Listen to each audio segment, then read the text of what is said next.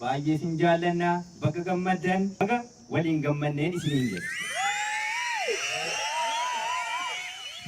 Akka aadaa waraana bilisummaa Oromootti immoo dirqama hojii qabna mitiin. Dirqamni nu qabnu diina loluu ni beektu mini.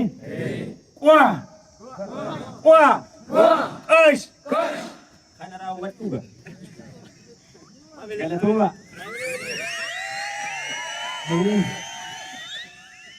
Irraa barachaa jirra.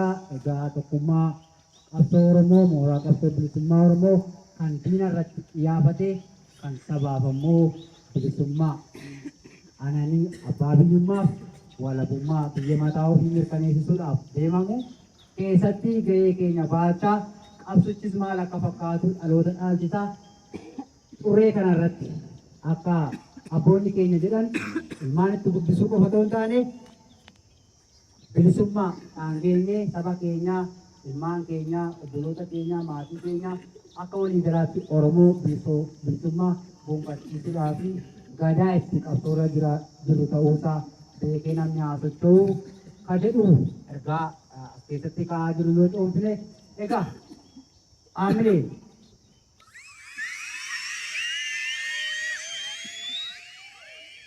itti aansuudhaanii jaalmarroo dirribaa lammeessaa gara fuulduraatti nutti madhaa jennaa biyya keessaa balaanaa baanaa Estrada, akkasumas biyya keessaa qabsoorraa akka Taanzaaniyaa irraa warreen qabsoo bilisummaa Oromoo geggeessuuf wanta qabeetaa hin jedhee biyya isaanii tooftaa ta'anii fayyadamuudhaanii qabsoo alatti fidee biyya irra tajaajilaa biyya keessatti deebi'anii kan geggeessan ajajuutti hoogganuutti deebi'anii biyya isaanii baatan guutuutti Oromoodhaaf hojjetan harka kaamileedhaan jaalladhoo.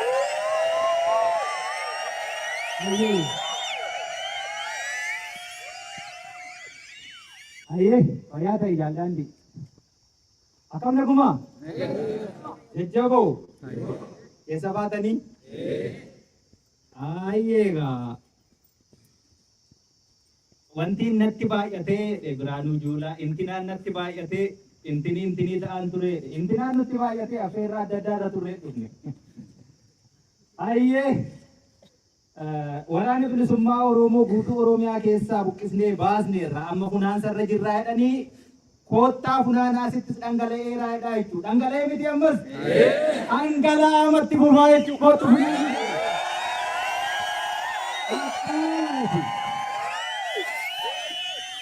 maddichi hin gu'u haga roorroon jirtu gabrummaan jirtu qabsoon inuma jiraatti duuba deebiin hin jiru jechuudha. Kootu funaanii jechuurraa kan hafe wanni biraa jennu hin jiru.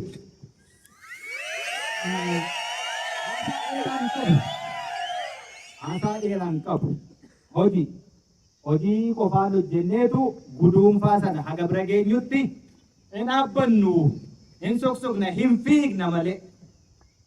Kanaaf ololtuun hin loltu loltuun ammoo hin ololtu.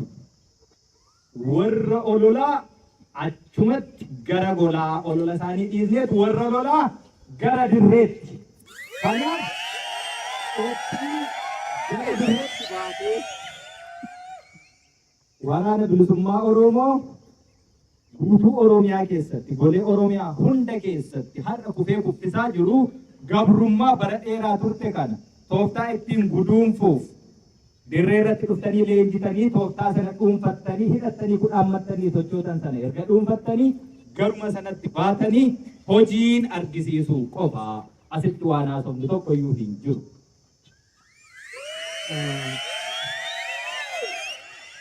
Keessa namaan beektuu keessa qabattee namaa laatti.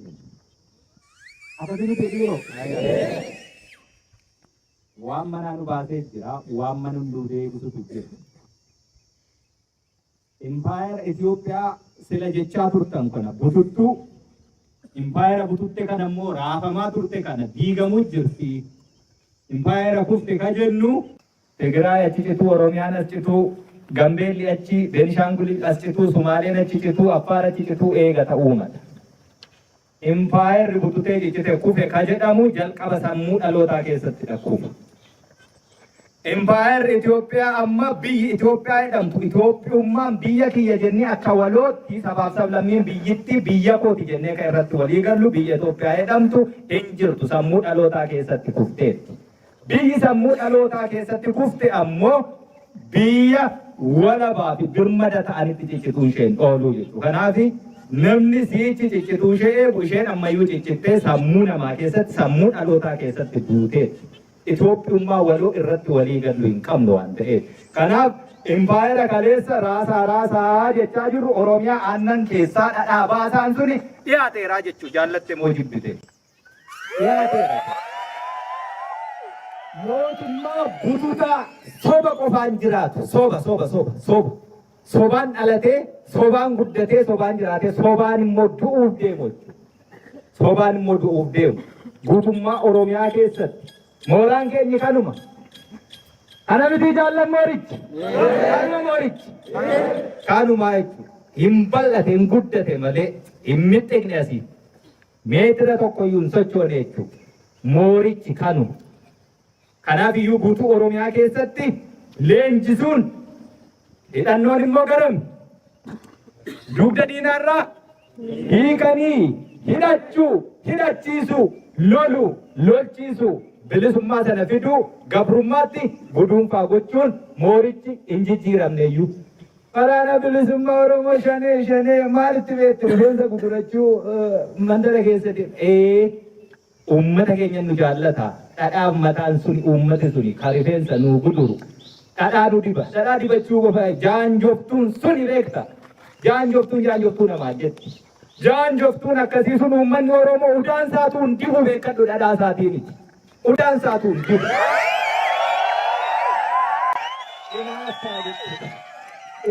udaan lafa gataniyyuu hin dibu uummanni Oromoo warra sana.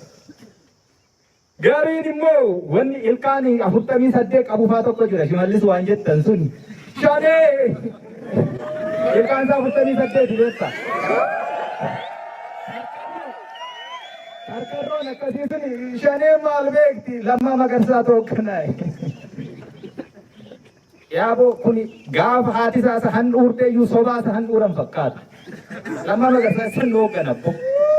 Nu warra Lammaa Magarsaa Bombeeku warri har'a asitti qawwee hidhachuu dhufe isa kaleessa beeki akaa darbachaa ture warra akka Shimallis warra akka Lammaayyuu gara fuulduraatti gabrummaan akka sabaatti qabnurraa gabrummaa akka dhuunfaatti Tigiree jalatti cafaqamanii bulan keessaa iyyuu nutu baase akkasuma dargaggeessicha inni har'a hidhate suni Lammaan maal isa hooggana soba akkasii jechuudha biyya butuchanii biyya bututte immoo mana jala daa'ee naanna'aniitu tokko immoo jira booyyeen arrabni isaa furdaa tokko abiyyiidha jettan booyyee arraba furdaa. Booyyiinsa waa hundi isaa ilma Mangistuu Hayilamaariyaam waan isa dhashee badinatti fakkaata silaaftuu hundeen qabu sanyii hin qabu.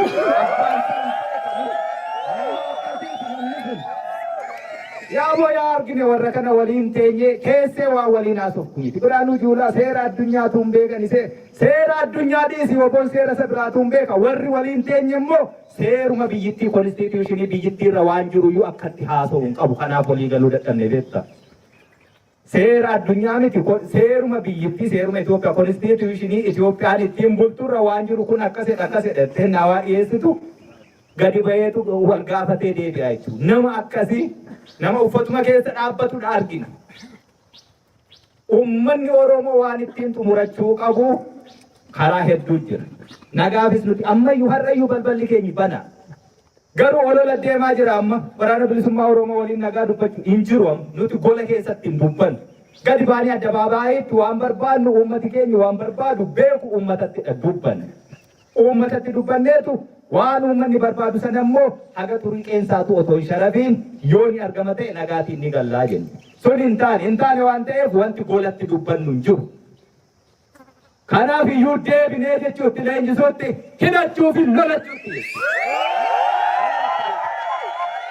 Waraanni bilisummaa Oromoo eenyu akka ta'e hin beekan. Gaafa nagaa fakkaate maqaa nagaani akka Abishee Garbaa nama goyyomsuu sana akkasuma itti fa'a. Namni kun sammuunsaa jaarraa meeqa keessa duubuma jira beektaa ammallee. Sanaa miti beektaa sobanii nun sossobanii. Dirree irratti maal akka ta'uuf jiru beekna. Sanaafuutti qophoofnee deemne yeroo sana kumaatamaan lolee kumaatamaan irraa hiikkate. Waraanni bilisummaa Oromoo hooggansa tokko qofaa miti kan inni qabu.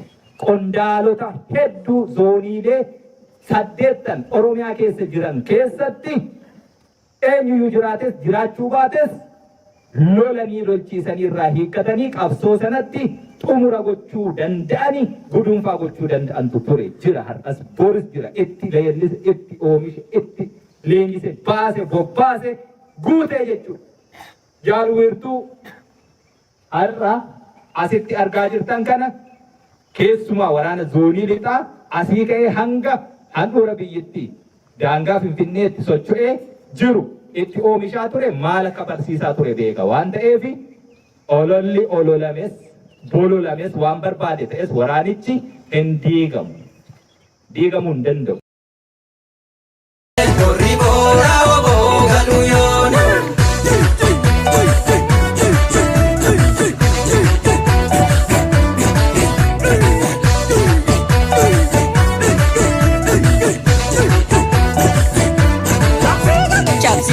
Sababa uyomi, cabsi gali sababa uyomi, cabsi gali tangago kalomi, cabsi gali jirenya warraqa, cabsi gali sababa uyomi, cabsi gali waboko bahaka, cabsi gali galmi kan kee haka, cabsi gali ejennoon kee keessa dhaabbatudha argina. Uummanni Oromoo waan ittiin xumurachuu qabu karaa hedduu jira.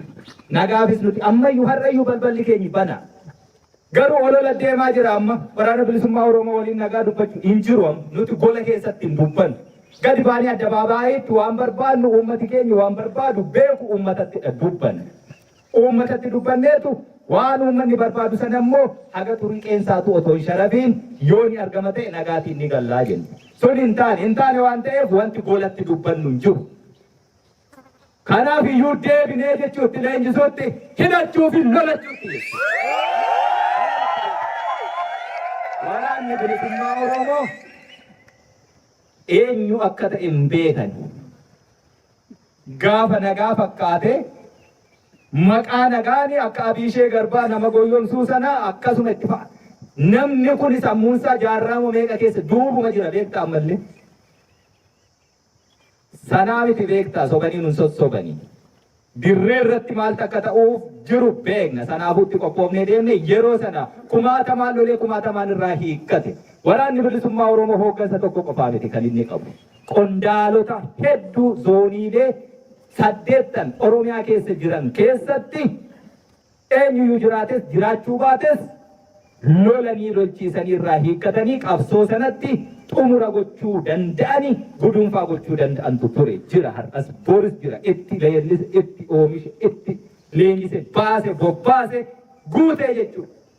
Jaalweertuu har'a asitti argaa jirtan kana keessumaa waraana zoonii lixaa asii ka'ee hanga handhuura biyyattii daangaa Finfinneetti socho'ee jiru itti oomishaa ture maal akka barsiisaa ture beeka waan ta'eef ololli ololames bololames waan barbaade ta'es waraanichi hin diigamu.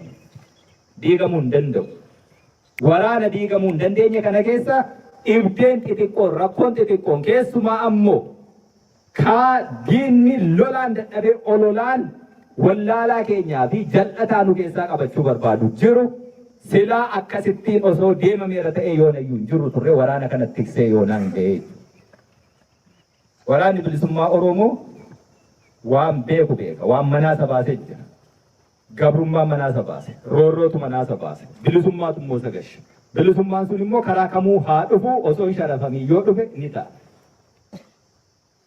Jarri kun immoo bulgu karkarroo booyyeen amma sirii himi. Warra gabrummaa keessatti gabrummaa biraa jala kophee namaa haxaa ol guddate. Warri akkasii kun bakka ammaa kana ga'uufi lafa meeqa boolla meeqa warra seenaa gad'aantummaa qorqalbii hama xiqqeenya sammuu ofii keessatti qabaatee ol dhufe waan ta'eef qabsoon keenya achitti ol isaan kaa'e gonkumaa achii ka'uu hin danda'an. Kanaaf nagaan hin jiru. nagaan haasofnu hin jiru kana booddee. Kan nuti haasofnu qubaanii jechuudha. Dhaloota qubeetis dhaloota qubaatis. Akkasumatti dhiiroo.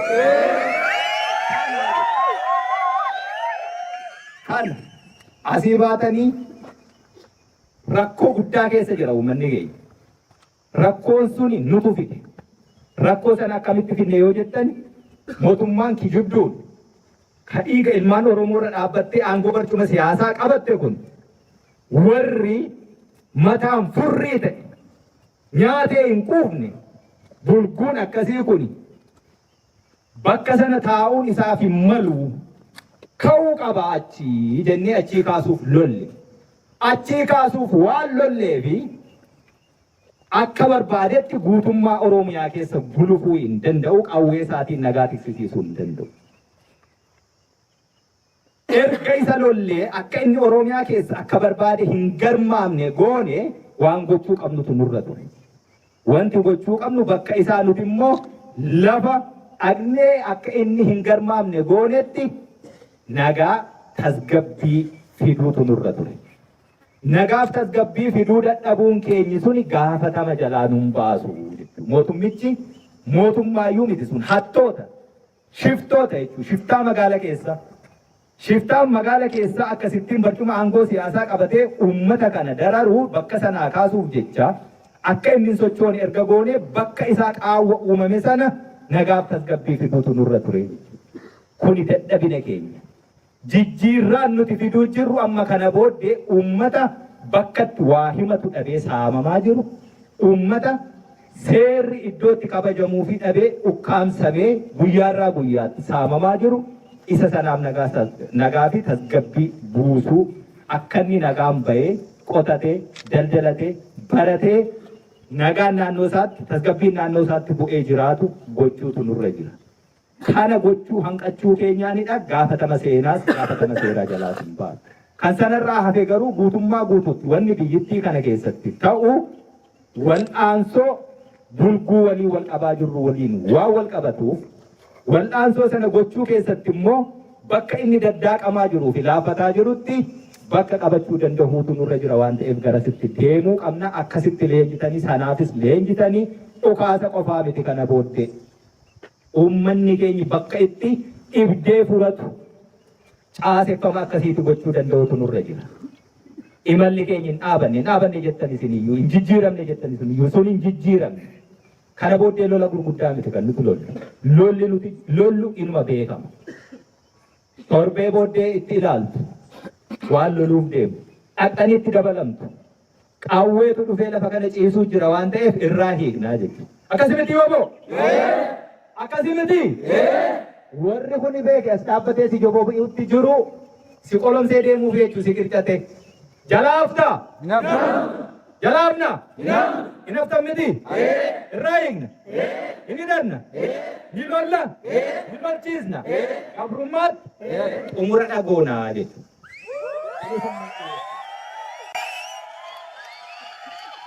Hoji lafarratti eessaanuu haa ba'u, eessaanuu haa bu'u, karaa kamiyyuu haa jiraatu, Oromiyaa keessaa naanna'ee nagaatiinis haa ta'u reeffaanis Oromiyaa keessaa hin ba'u jechuu wanti obbo. Hin jiru.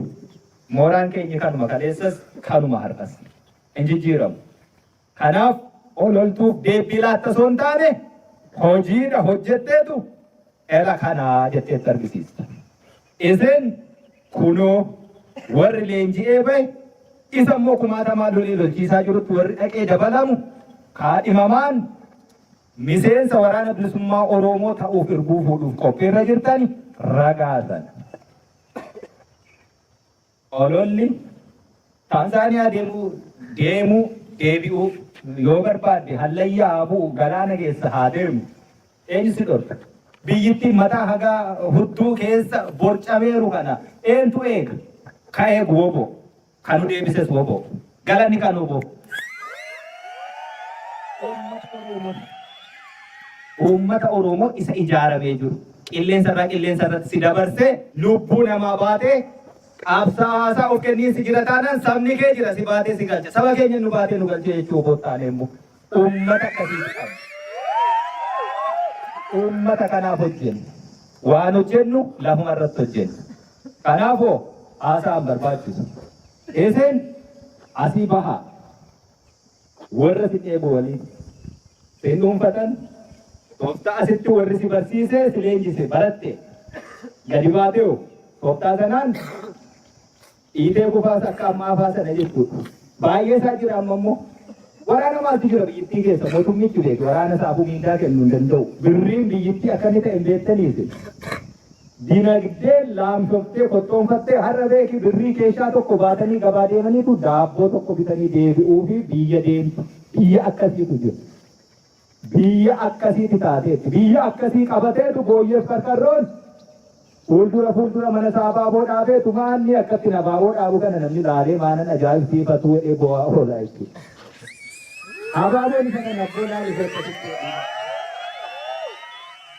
kanaaf biyya akkasii dinagdeen kuftee laamshofte biyya immoo akka biyyaatti isteetii sammuu dhalootaa keessatti kufte kana Oromoon hiree dhuftu keessatti akkamitti qopheessaa ta'e irratti qophoofna malee tortoraaf raqa lafa tortoraaf raqaa eenyutu dhaqa jedhee caaluun saree bal'aatti woboon dhaqureechi kanaaf lafa tortoraaf raqaa maaf dhaqnee deebbii laannaafi hojiitiin ka deebbiin kennamu. Ankanuman jechuu barbaada. Haasaa dheeraan barbaachisu ni hojjenna hiree Oromoo Oromiyaati jijjiirra gara nagaa walqixxummaa dimookiraasii bilisummaatti achitti jijjiirraa jechuu hiree Oromoo. Daandii qabateera baaburichi immoo daandii sirriirra jira. Daandii kaleessa Elemoonfaa, Baaroonfaa, Taaddasaanfaa, Nadhiinfaa hedduun kumni kitili miseensi waraana bilisummaa Oromoo itti wareegame. Daandiin sun baaburichi hadiida sirriirra jira. Yeroo inni hadiida sirriirra jiraatu ammoo akkuma sila daandiin jedhe akka jaalwiirtuunis jedhe laafaa silaaftuwaatiin jaallattu jabaa immoo eenyuyyuu hin jibbu. Jabaataa deemte jennaani inni kaleessa dhagaa nutti darbataa oolee har'a hedduunsaa nu waliin dhagaa darbachuu jalqabeera. Dhagaa kaleessa nutti darbate immoo nurraa guuraa jira taajjabbiitiin. Kanaafuu kootaa inni balballi keenya banaa rakkoon hin jiru. Baaburicha keessatti immoo akka inni rakkoon dhuumnetti kutaa inni keessa taa'uu danda'u ABO bootu beekaa jechuudha. Waraana bilisummaa Oromoo zooniilee 8 hundarra jiru. Kibba, kaaba, baha, dhiya, dugaleessi, harsadee, kibba bahaa, madda albuuda. Zooniileen kun 8 jaallan jajjaboo qondaalota waraanaa sadarkaa hooggansaa irra jirani 8 sochootaniin socho'a. Wal ta'eera. Akka dhadhaa mataa isa sila jedhamee akka qadaadaaf qabeetti gidduunsa aannan jirutti. Waan nu yaaddeessu tokko iyyuu hin jiru.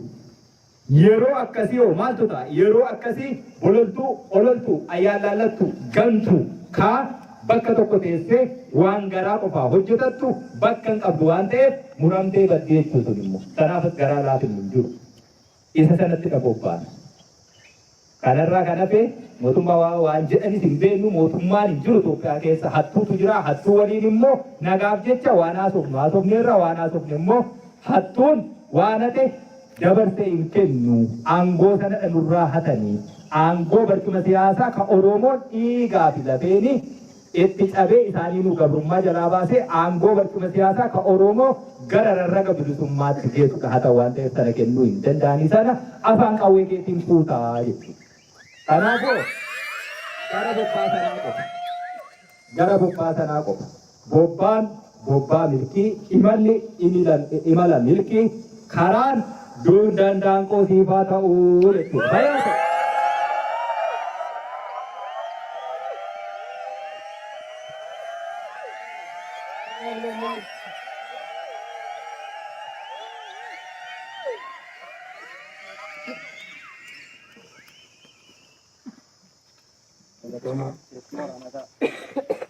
Amne.